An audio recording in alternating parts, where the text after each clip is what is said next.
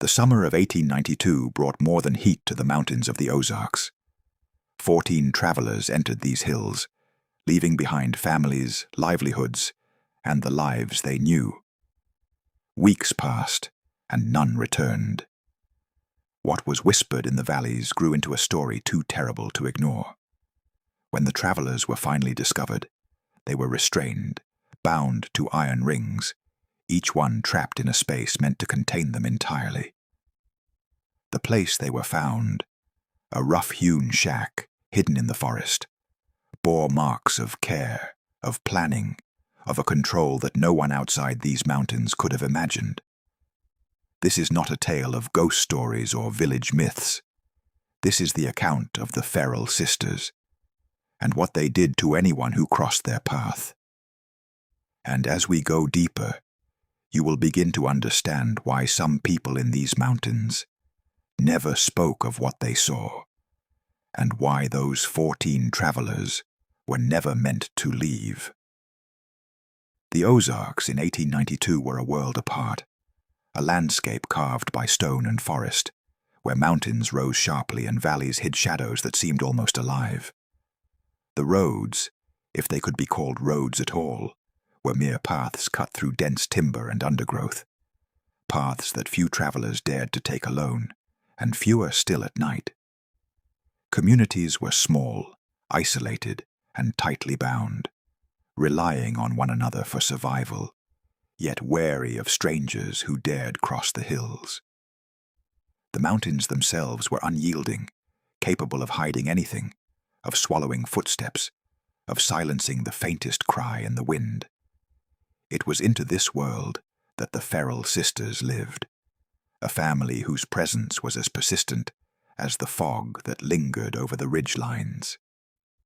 Few outsiders had ever glimpsed their faces, and fewer still had been welcomed into their home. Locals spoke quietly of the sisters' unusual behavior, their strict routines, the way they seemed to appear where they were not expected, their eyes always watching, always calculating. Some claimed they worked with strange tools, engaged in practices that outsiders could not understand, and that the shack they inhabited was unlike any other home in the mountains. Its timber walls were roughly hewn, but inside, every plank, every iron fixture, suggested a meticulousness that was both unsettling and deliberate. The travelers themselves came from towns scattered across the region, merchants carrying goods, hunters seeking game, families hoping for adventure. They did not know the paths would lead them into these hills, nor did they know how quickly the quiet isolation of the Ozarks could turn into a trap. Each step they took brought them deeper into the domain of the Ferrell sisters, into a landscape where assistance was days away, and where rumors of missing people were dismissed as overactive imaginations. And so the mountains waited, the shack waited, the sisters waited. For those 14 travelers, what began as a journey through the hills would end as a story that would be whispered for decades, a record of captivity and fear that would leave its mark on anyone who heard it. There were no witnesses to the first moments of their arrival, no record of what was said or promised, only the evidence of their presence etched into the very walls where they would be held. Each detail mattered: the placement of chains, the small barred windows, the sounds that traveled just enough to frighten, but not to summon help. Everything in the mountains, every rustle, every shadow, became part of the story, a story that had begun long before the travelers set foot in the Ferrell sisters' territory, and that would outlast them all. The 14 travelers who ventured into these mountains were ordinary people, each carrying their own lives, their own routines, their own sense of security, that the world was predictable and familiar. Merchants came with bundles of goods, barrels of supplies intended for distant towns, ledgers tucked carefully under arms. Hunters carried rifles, the smell of gunpowder on their coats, ears attuned to movement in the brush. Families traveled together, children skipping along the uneven paths, laughing, unaware of the remoteness and the isolation that stretched around them like a living thing. For days, they followed the winding trails that cut through thick forests and over craggy ridges, paths that were barely wide enough for two men to walk side by side. Streams carved through the land, swift and icy, forcing them to slow, to navigate every rock and root with care. Birds watched from above, their calls echoing in a rhythm that seemed ordinary. Yet beneath it, the forest carried sounds that went unnoticed at first. Branches cracking when no one had stepped, rustling leaves that suggested a presence moving alongside them, always just out of sight. The mountains themselves were deceptive. From a distance, the slopes appeared gentle, inviting even, but each valley concealed rocks that tore shoes and hidden hollows that could swallow a man without a trace. Travelers spoke of the beauty of the hills, of the sunlight breaking through mist, of wildflowers clinging to stone. But as the days passed, an unease began to settle among them. Small things dismissed at first, shapes glimpsed between the trees, glimpses of figures standing motionless along the ridges, the way the fog seemed to thicken around them for no reason, began to weigh on their minds. Whispers carried by the wind, too faint to understand, seemed to repeat with each passing hour. When the travelers first glimpsed the shack, it appeared almost innocuous from the distance. A simple structure of timber and stone, set slightly back from the main path, partially obscured by oak and hickory, its roof sagging under years of neglect. And yet, there was something in its presence that made the air thicken, a sensation that was subtle but undeniable, as if the forest itself was holding its breath. The travelers approached, curious, thinking perhaps this was a place to rest, to take shelter from the growing heat of the summer. The Ferrell Sisters were there, waiting as if they had always been there. Few outside had ever seen them, and no one in the mountains spoke their names aloud without a hesitation, a catch in the voice, as though the act of naming them could summon consequences. They greeted the travelers with calm voices, steady hands, and an appearance of hospitality that belied the strict rules of their domain. The travelers could not have known that each smile, each gesture, each word spoken was part of a system, a methodical drawing in that would leave them unable to resist the boundaries being set. Hours passed in a manner that seemed ordinary, yet subtle irregularities began to appear. Doors that were always closed, keys that were never visible, windows that refused to open fully. The travelers began to feel the forest pressing in around them in a way they could not escape, a sensation that grew heavier with each passing hour. Some spoke quietly among themselves, noting the odd arrangements, the precision of the shack, the iron rings embedded in the walls. But these observations were dismissed at first as coincidence, the imagination of men tired from travel. And then the realization began to dawn slowly, like a cold draft slipping beneath a door. The travelers were no longer moving freely. The paths they had followed to enter the mountains no longer seemed to lead back to familiar territory. The forest had changed, the hills confusing in their arrangement. Every attempt to leave, every turn toward escape, was met with the sensation that the land itself was resisting, that the mountains had become a maze designed to hold them here. The shack was no longer merely a shelter. It was a center, a focal point of control in a wilderness that offered no refuge. By nightfall, the travelers had begun to understand, in a creeping, quiet way. that the Ferrell sisters were not ordinary hosts.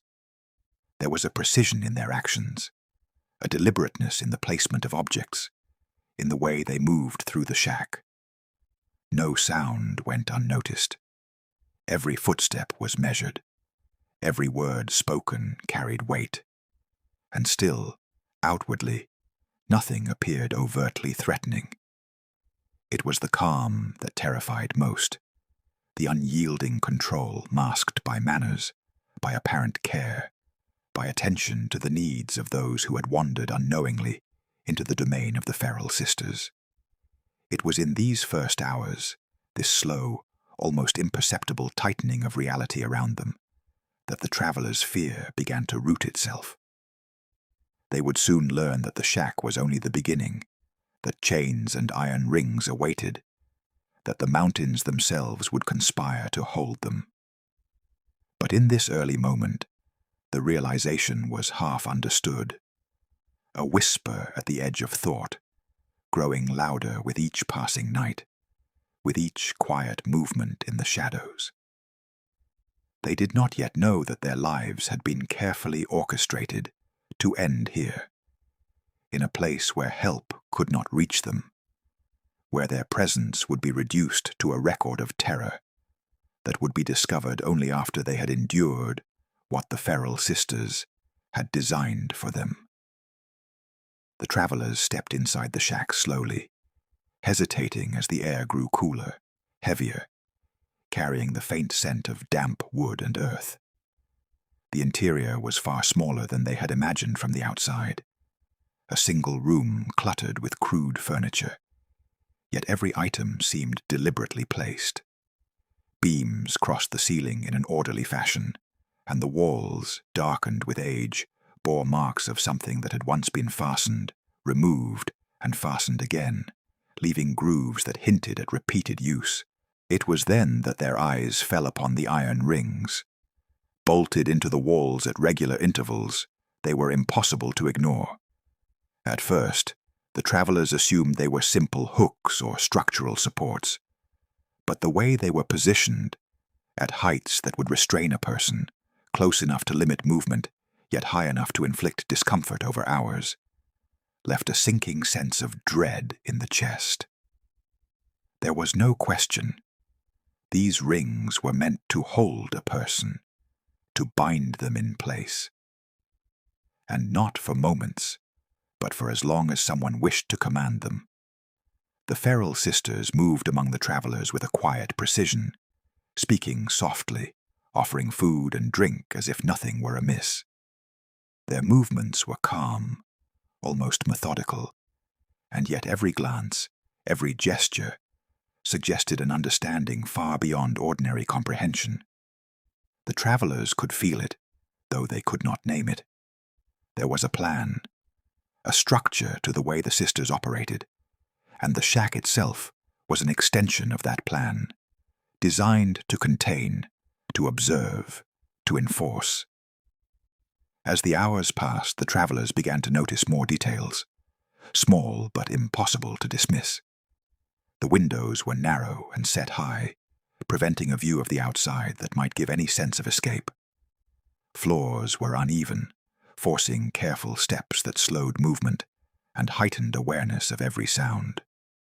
Every door had a lock, yet no key was ever visible, and the sisters seemed to know when a hand reached for it, as if anticipating the desire to leave before it was acted upon. By nightfall, a quiet terror settled over the room. Shadows stretched unnaturally, thrown by lantern light that flickered against the walls. Every creak of the wood, every sigh of wind through the cracks, became magnified in their minds. The travelers whispered among themselves, voices trembling, attempting to rationalize the unease they felt. Some tried to joke, forcing a laugh that died quickly, leaving only the echo of uncertainty in the room. And then the reality began to make itself felt in the most direct way. The iron rings were tested. One by one, the travelers were moved toward them under the pretense of rest or demonstration. The sisters' calm hands guided them, steady and deliberate, until it became clear that resistance was not merely futile, it was impossible. There was a finality to the structure of the shack, the placement of the chains, the way the room forced each person into a controlled position. There was no sudden attack, no shout, no struggle, only the slow realization that these women held complete command, and that the shack had been built with that command in mind. By the time the travelers comprehended the full purpose of the shack, the night had fully descended. Outside, the wind carried only the sound of distant trees swaying, the mountains silent except for the faint rustle of undergrowth. Inside, the shack became a theater of control. The iron rings glinted in lantern light, silent witnesses to the fear taking root in the hearts of those who had walked unknowingly into the Ferrell Sisters' world. It was a moment when ordinary people understood, fully and without doubt, that they were no longer travelers in the mountains, but captives of something both methodical and absolute. And as the sisters moved among them, offering measured words and gestures that promised safety while enforcing restriction, a chilling thought began to form. Escape was no longer a choice. It was an impossibility, one that would define the hours and days that followed. What became clear over the next hours was not a single act of violence, but a steady, deliberate orchestration of control. The Ferrell sisters did not need to shout, to strike, or to forcefully restrain with brute strength. Their methods were subtler, rooted in understanding the minds of those around them, and the terrain that offered no easy retreat. The shack itself was part of the mechanism, a tool designed to reinforce obedience, to condition the travelers to accept restraint as inevitability. At first, the travelers tried to reason with the sisters, speaking cautiously, attempting to assert boundaries, testing whether the rules of ordinary human interaction still applied.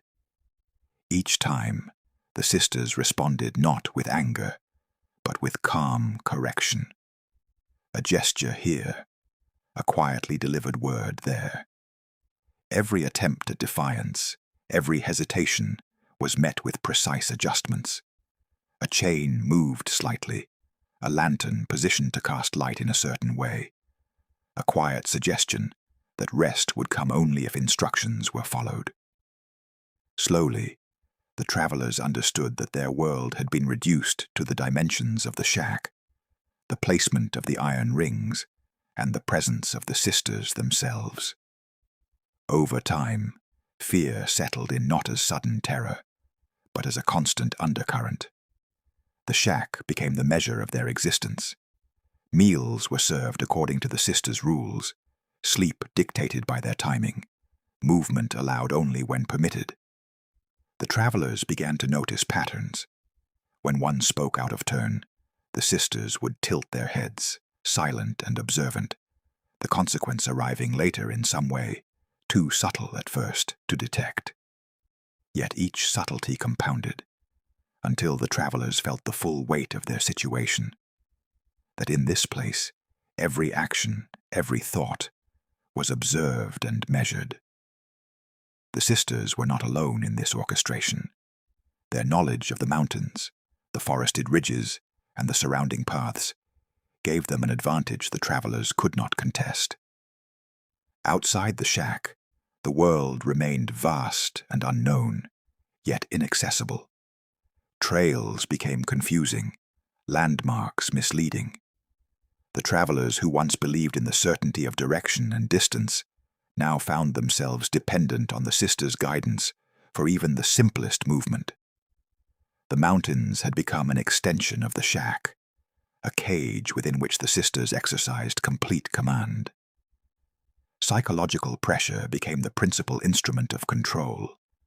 Some travelers were allowed small freedoms, only to have them withdrawn unexpectedly, a tool for teaching obedience.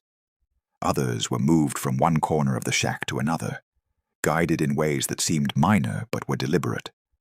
Changes in light, subtle rearrangements of furniture, sounds introduced at intervals that kept the mind alert, exhausted, and increasingly compliant. Every small choice was removed. Every decision, however trivial, was dictated by the sisters' design. In this way, fear grew quietly, without screams or immediate violence, until it permeated thought itself. The travelers began to hesitate before speaking, to measure every glance, to second-guess every impulse. Their very presence became a reflection of the sisters' will, their movements choreographed without effort from the captors. And as the days lengthened into nights, and nights back into days, the shack became more than a building. It became a crucible in which the travelers' resolve and hope were tested and systematically diminished. What made this control terrifying was the appearance of normalcy. Meals were offered, beds were provided, words of reassurance were spoken.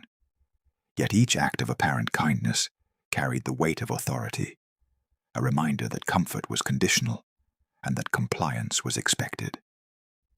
The shack, the chains, the measured gestures of the Ferrell sisters, all functioned together, creating an environment in which the ordinary expectations of freedom and safety no longer applied.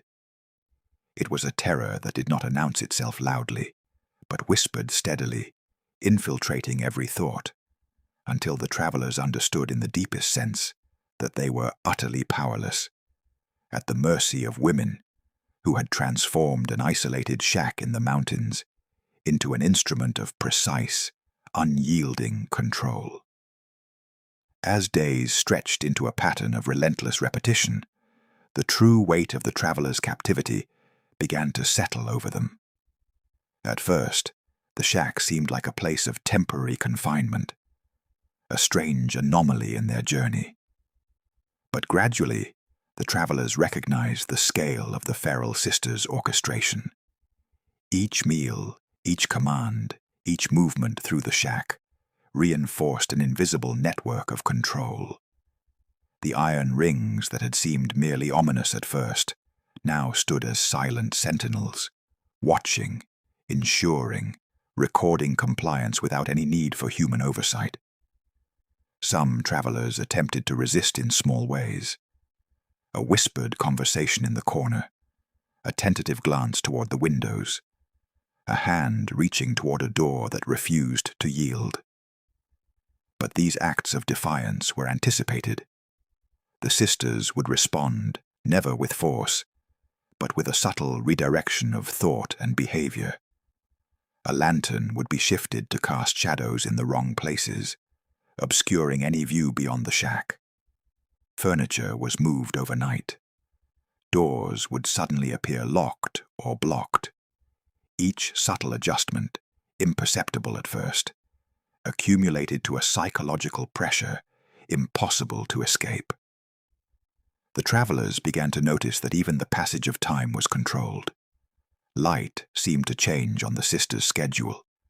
Sleep was fragmented by the quiet rearrangement of objects, by sounds too small to locate, by gestures that suggested observation even when no one was visibly present. Each night, the shack itself seemed to contract around them, ceilings lower, walls closing, iron rings gleaming in the dim lantern light, as if aware of the terror they enforced. An unease beyond ordinary fear took hold. Whispers between travelers carried the mounting realization that their situation was irreversible. Even when they attempted to plan, to coordinate escape, subtle changes in the environment or the sisters' unexpected appearances undermined their confidence. It was as if the shack itself had become an extension of the Ferrell sisters' will, a living instrument of control, rendering thought itself a potential vulnerability. Over the first week, the travelers began to notice patterns in the sisters' behavior. Small allowances of freedom, carefully measured, would be given and then withdrawn. Tasks assigned to pastime, cleaning, preparing food, arranging items, were always scrutinized, always judged. Any hesitation or misstep was noted in silence, a correction arriving not immediately, but precisely when its psychological impact would be strongest. The shack, in this way, became a classroom of compliance, and the travelers its students. Tension among the travelers grew. Exhaustion, fear, and the constant scrutiny created quiet conflicts, whispered frustrations, and mounting despair. A glance in the wrong direction, a sigh that was too loud, even a fleeting expression of defiance. Each could draw a measured response, a redirection that reinforced the hierarchy of control. The travelers learned quickly that compliance did not guarantee safety, nor did resistance guarantee harm. But disobedience always carried uncertainty, a fear more corrosive than physical pain. By the end of the first week, it was clear to the travelers that the shack was not merely a holding place. It was a space designed to shape behavior, to erode resistance, and to make the impossible seem ordinary. Chains, windows, doors, and the iron rings were only tools. The true mechanism of control was the careful orchestration of thought, of expectation, of awareness. And the travelers, with their lives reduced to the rhythm of the shack and the measured presence of the Ferrell Sisters, began to understand a fundamental truth. Escape was not just improbable, it was anticipated and neutralized before it could take root. Even in the quietest moments, when the shack seemed to sleep, the fear persisted. Shadows shifted along the walls, lantern light flickered in patterns too precise to be accidental, and the subtle sound of footsteps on timber reminded the travelers that observation never ceased. Every action they took, every plan they formed, every thought they dared entertain became part of the web. And as realization dawned fully, a creeping understanding emerged. In this remote corner of the Ozarks, 14 travelers had been drawn into a system of control, so complete, so deliberate, that their very minds were now part of the shack's design. As the days stretched on, the travelers began to recognize a rhythm that governed every aspect of their existence. The shack's environment was designed to guide thought as much as movement.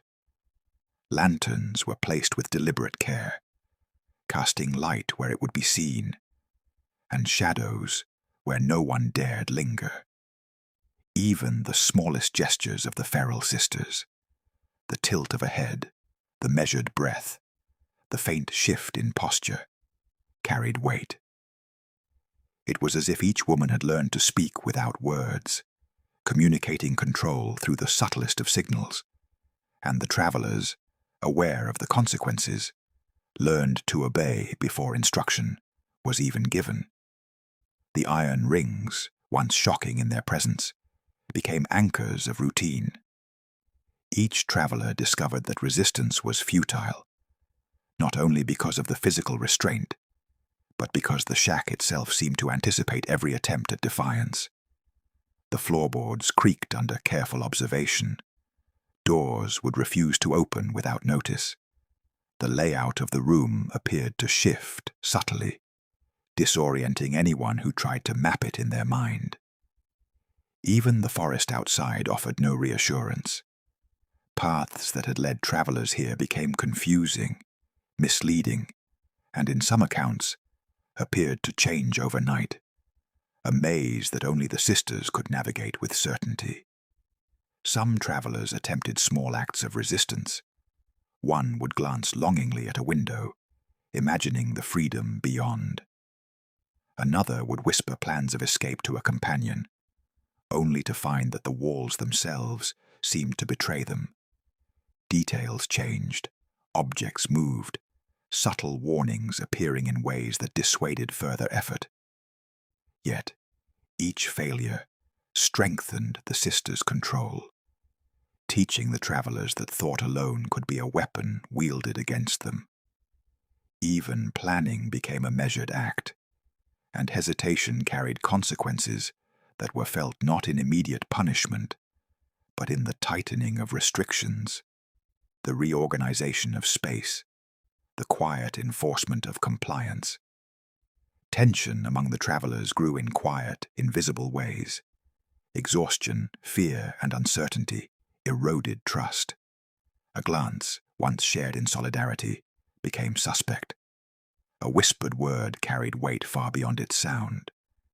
In this environment, the shack operated as a mechanism of quiet domination, designed not to terrify through immediate violence, but through the slow erosion of hope and the constant awareness of observation. Attempts to communicate beyond the shack were equally futile. Even when travelers sought to leave, the forest offered no clear path. Streams were deeper than expected, rocks unstable, and paths vanished into undergrowth that seemed to close behind them. The mountains themselves, harsh and unyielding, became extensions of the sisters' control. They turned the wilderness into an instrument of isolation, reinforcing captivity without lifting a hand. Yet, even in these moments, resistance flickered. Small acts, a momentary tug on a chain, a whispered strategy, a brief exploration of a corner of the shack, reminded the travelers that survival required attention, awareness, and patience.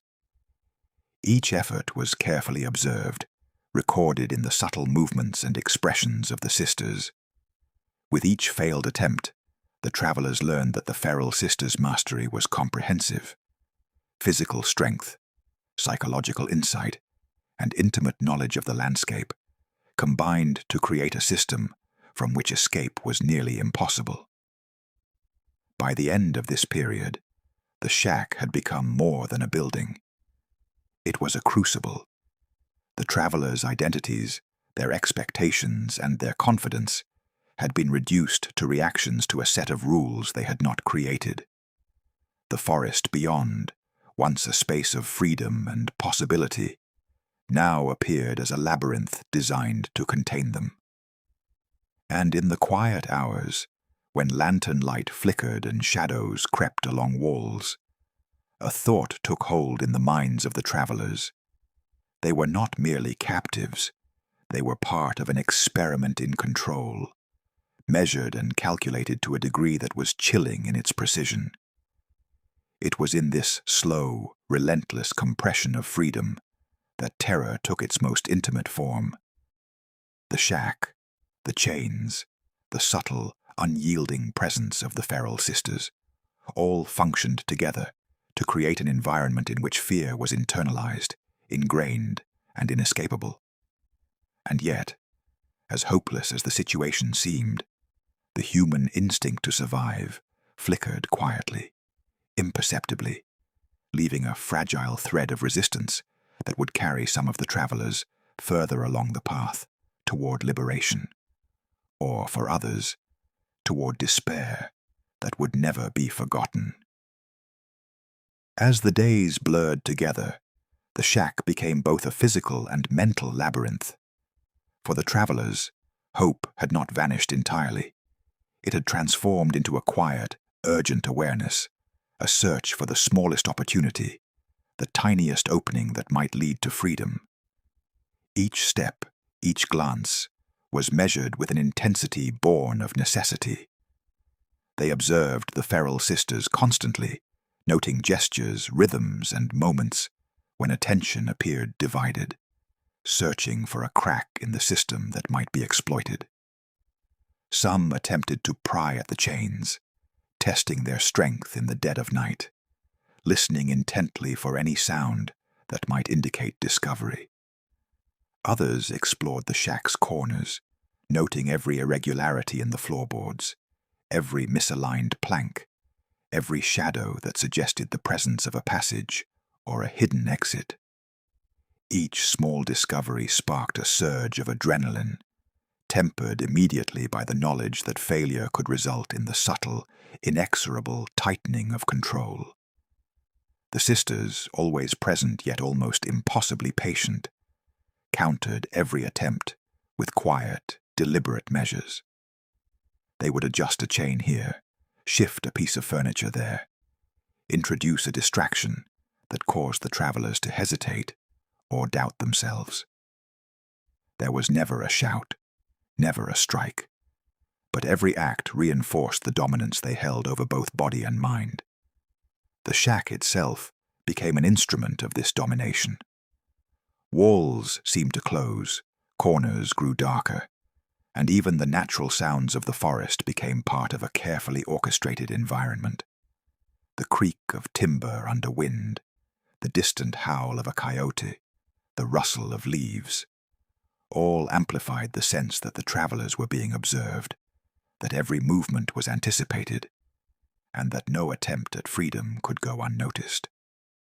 As frustration grew among the captives, subtle tension began to fracture their small, forced community.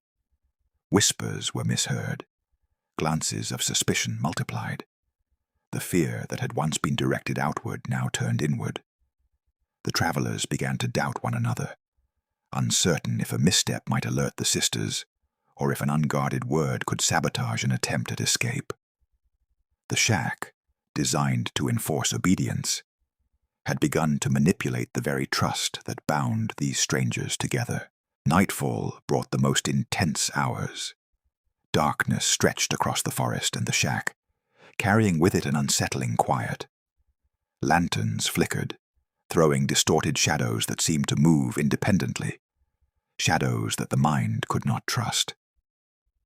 Some travelers whispered about leaving at dawn, about waiting for a lapse in attention. Others feared that even attempting flight might provoke consequences too terrible to endure. And in these moments, the Ferrell sisters moved silently through the shack, their presence known only by the faintest disturbance of air, the softest sound of footsteps on timber, the careful repositioning of an object that reminded the travelers of the boundaries they could not cross. Attempts at escape were small but persistent. One traveler managed to loosen a chain slightly, testing its limit. Another mapped the shack in secret, memorizing door positions, beam placements, and potential points of leverage. But each effort was met with subtle correction. Chains reinforced, paths obstructed, attention redirected in ways too precise to be accidental. And with every thwarted effort, the travelers felt both exhaustion and despair deepen, the shack's control tightening in both obvious and imperceptible ways. It was during this period that the shack truly revealed itself as more than a structure. It was an environment engineered for psychological dominance. Iron rings, timber walls, lanterns, and shadow combined to create a space where the travelers' senses, thoughts, and actions were constantly measured, guided, and constrained. And as the nights grew longer, the wind howled across the mountain ridges, and the forest outside remained impenetrable. A chilling realization emerged. Escape was possible only through careful observation, patience, and an understanding of a system designed entirely to anticipate and suppress it. The Ferrell sisters had created a world within the mountains where freedom itself was an idea, fragile and distant, and the shack became both the center and the instrument of their absolute control. By the third week, the shack had become an all-encompassing presence, a world unto itself in which the traveler's perception of reality had begun to warp. Time, once a reliable measure, became disjointed. Days and nights blended in a haze of exhaustion and dread. The slightest sound, a board creaking, a lantern flickering, the faint brush of wind against the walls, triggered tension so sharp it stole the breath. The traveler's thoughts circled constantly around the shack, the iron rings, and the silent, omnipresent gaze of the Ferrell sisters. It was then that the full extent of the sisters' psychological manipulation became apparent. They did not rely solely on chains or doors. Their control extended into the minds of the travelers. Subtle gestures, adjusting the position of a chair, placing a lantern just so, moving a bundle of supplies in plain view, were all part of a deliberate strategy. They could create fear without violence, uncertainty without cruelty, and compliance without coercion. The travelers began to second-guess every movement, every glance, every whispered word. The shack itself had become a teacher, instructing obedience through an invisible curriculum of pressure and observation. Sleep, when it came, was fragmented. Some travelers awoke to find their positions subtly altered, their belongings moved, chains tightened, or doors quietly secured. Each disruption reinforced the understanding that even rest was monitored, that freedom of thought and body had been reduced to the smallest permissible motions. The shack was no longer merely a structure. It had become a system, a mechanism in which every element, from floorboards to furniture, from lanterns to shadows, served to maintain control. Small acts of defiance continued, though increasingly cautious. A traveler might glance at the window long enough to memorize the pattern of light outside. Another might whisper a plan under the hum of lanterns, testing whether words could escape unnoticed. Yet each subtle act was observed and countered in ways that were nearly imperceptible. The sisters' presence was so constant and so precise that even minor movements were anticipated, and the shack itself seemed to reinforce their will, guiding the travelers back into compliance with an efficiency that was terrifying in its meticulousness. Tension among the group intensified. Exhaustion, fear, and the constant pressure of observation created fractures. Whispers of hope or fear were sometimes misinterpreted, sparking quiet conflict. Distrust grew like a shadow between them. The shack did more than confine. It isolated not only physically, but emotionally, severing bonds that might have provided comfort. The travelers became increasingly aware that their survival depended not just on endurance, but on navigating an environment that punished errors with the slow erosion of confidence and morale. As the first climactic nights approached, a subtle pattern emerged. The sisters' control was heightened during darkness, when shadows lengthened and the mind strained to interpret every movement. A misplaced lantern, a floorboard's creak, even the rustle of a bundle of supplies became a signal of scrutiny. The travelers began to realize that fear was being administered not in moments of overt threat, but as a constant, invisible force that permeated the mind. By this stage, even the bravest had begun to internalize restraint, their thoughts and actions bending quietly to the structure of the shack, the presence of the sisters, and the careful orchestration of the environment. And so, as the first significant climax of their ordeal approached, the shack had become more than a building. It was an ecosystem of control. Every sound, every shadow, every movement reinforced the Ferrell sisters' dominance. The travelers had begun to break under the pressure, not through force, not through pain, but through a sustained, intimate understanding that in this place, freedom was a concept, hope a fragile whisper, and escape a challenge the sisters anticipated before it could even be conceived. It was in these hours, tense and unrelenting, that the shack revealed its ultimate purpose: to transform ordinary travelers into prisoners of fear, uncertainty, and the quiet, unyielding assertion of control. By the fourth week, desperation had begun to eclipse fear. The travelers, now intimately acquainted with the shack's every corner, every creak, every shadow, began to sense fleeting possibilities, moments when the meticulous order of the Ferrell sisters might falter. Plans were whispered in corners, sketches made in the dust, movements timed with the rhythm of the sisters' routines. Even under exhaustion, under constant observation, the human instinct to survive burned quietly, stubbornly, refusing to be extinguished. One night, a traveler managed to loosen a chain unnoticed, working with hands numb from tension and cold. Another mapped the shack's interior in secret, tracing pathways with the mind, imagining routes of escape through narrow windows and hidden doors.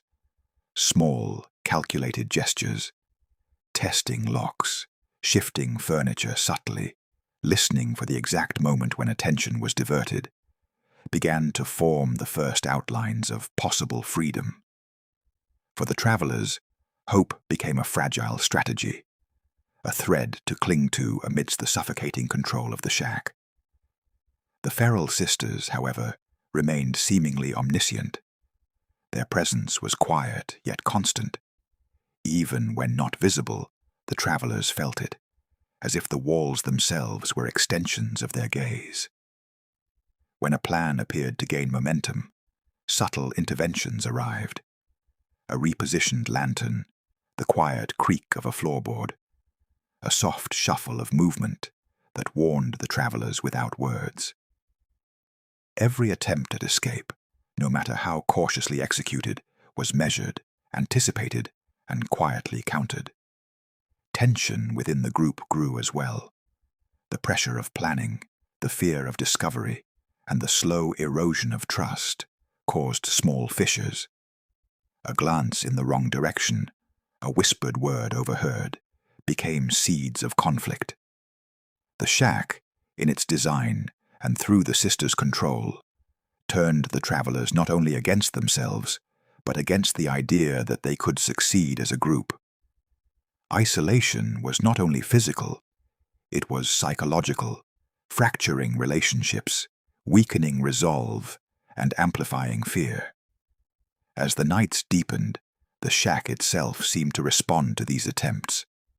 Chains tightened subtly, objects were moved, pathways blocked in ways too precise to be accidental.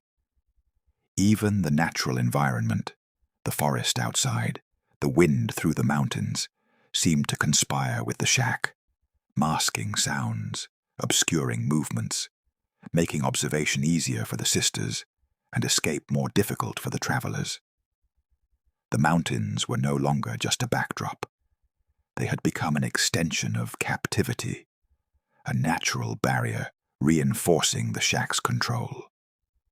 Despite setbacks, the travelers persisted. Each attempt, each near success, heightened the stakes, sharpening both fear and awareness. The shack, the chains, the shadows, and the sisters themselves became a complex system in which every action and reaction mattered. Missteps were punished not with violence, but with subtle recalibration of control. Objects moved, attention shifted, routines altered to destabilize confidence. Even minor victories, the loosening of a chain, a partially mapped route, were tempered immediately by the realization that the sisters' observation was constant and their anticipation near perfect. By this stage, terror had fully matured into an intimate, oppressive presence. It was no longer just fear of confinement. It was the understanding that survival depended on mastery of an environment meticulously designed to crush hope. The travelers had learned, through countless failed attempts and quiet corrections, that the shack itself was an active participant in their captivity, a space that absorbed each action, responded to each movement, and reinforced the Ferrell sisters' absolute authority. And as night pressed down over the mountains, as shadows lengthened and lanterns flickered across the timber walls, the travelers realized that any further misstep could seal their fate entirely, leaving them bound not just in chains, but in the quiet, unyielding grip of control that had transformed their world into a theater of fear. By the 5th week, the travelers' spirits had begun to fracture. The shack was no longer merely a physical prison. It had become a landscape of the mind, where hope and despair coexisted in a delicate, terrifying balance. Each moment of vigilance, each careful calculation of movement, weighed on them, drawing energy and clarity away. The travelers had begun to internalize the shack's rules, their thoughts bending quietly to the rhythm set by the Ferrell sisters. Even the faintest thought of freedom was tempered by the awareness that every action, every hesitation, every glance could be anticipated, corrected, or punished in ways too subtle to resist. Final attempts at escape were undertaken with desperation and precision. Travelers worked in silence, coordinating movements, memorizing patterns, timing steps with the rotation of lanterns and the quiet shuffle of the sisters' presence. One chain was loosened more than before.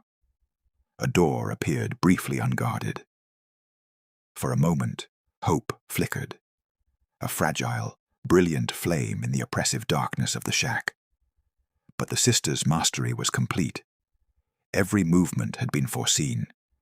Every minor success, every whispered plan, was met with countermeasures so subtle that the travelers could barely perceive them until the moment it was too late.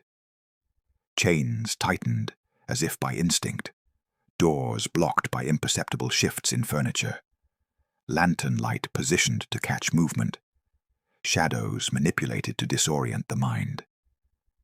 The shack itself seemed alive, responding to each thought and action, leaving the travelers exhausted, bewildered, and acutely aware of their utter vulnerability.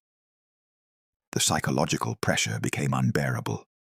Some travelers spoke in whispers that cracked under tension. Others withdrew, their minds looping endlessly over failed attempts, each failure compounding despair.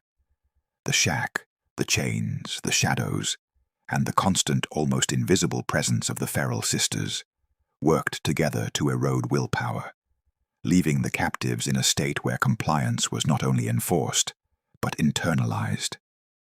Fear had become intimate, inhabiting every thought, influencing every decision.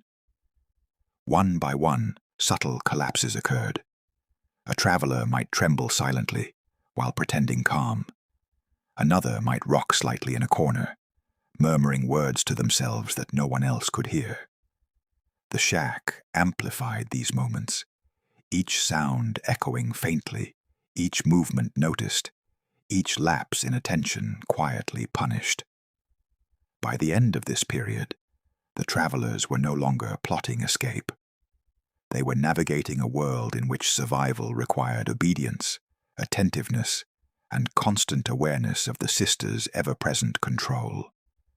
And yet, even in the darkest hours, the shack held secrets. A partially loosened chain, a corner of a window just wide enough to glimpse the forest beyond. These faint anomalies reminded the travelers that while control was near total, it was not absolute. Each subtle detail sparked the human instinct to survive, even when hope seemed fragile, even when the mind threatened to give way. The shack, the mountains, the Ferrell sisters, they had built a system of terror that tested both body and mind, a mechanism of control so refined that the travelers understood, with absolute clarity, that their ordeal would be remembered not in screams or violence, but in the quiet, relentless shaping of thought and will. Weeks passed before anyone outside the mountains began to notice the absence of the travelers. Families grew anxious, merchants' shipments went unclaimed, and hunters failed to return. Search parties were sent, hesitant and ill-prepared, but the wilderness itself conspired against discovery. The mountains, craggy and remote, kept their secrets well, hiding the shack among ridges, trees, and mist, as if nature itself wished to preserve the Ferrell sisters' control. When the shack was finally discovered, the scene was unlike anything the searchers, or later historians, could have imagined. 14 travelers, emaciated, weakened, but still alive, were found bound to iron rings, embedded into the walls. The shack's interior bore the marks of meticulous care, each chain positioned with precision, each corner arranged to maintain surveillance and control. The traveler's eyes reflected a mixture of relief, trauma, and disbelief, an understanding that the ordeal had changed them permanently. The Ferrell sisters themselves were gone. Local accounts suggest they vanished into the mountains before discovery, leaving behind a structure that was both a prison and a record of their methods.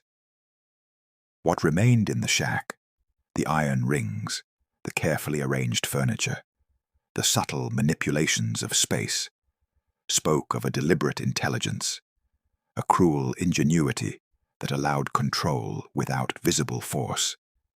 The mountains retained their silence, the shack's presence almost invisible to anyone untrained in observation, yet utterly transformative for those who had lived inside it.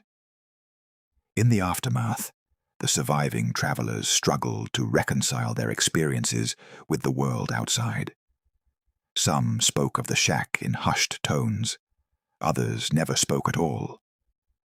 The trauma was profound, etched into memory in ways that could never be erased. Families welcomed the survivors, yet the shadows of their ordeal followed them, the chains of fear having left marks deeper than any iron could inflict. Historians who later documented the event noted the shack as a study in isolation, control, and psychological mastery. The Ferrell sisters' methods were both horrifying and precise. They had crafted a system in which fear and compliance were internalized, where survival required constant vigilance, and where hope itself became a fragile, fleeting strategy.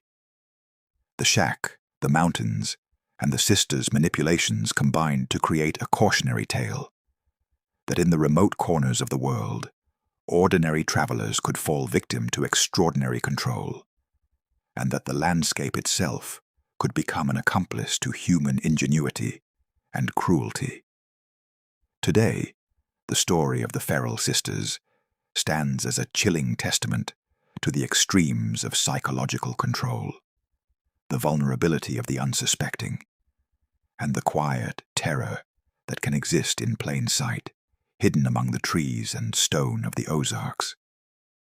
For those who study it, the mountains are no longer just terrain. They are witnesses. And for anyone who hears this story, it is a reminder that sometimes the most calculated horrors do not announce themselves with violence, but with the patient, deliberate shaping of a world so ordinary, it lulls its victims into compliance, only to reveal the full measure of its control when it is too late to resist.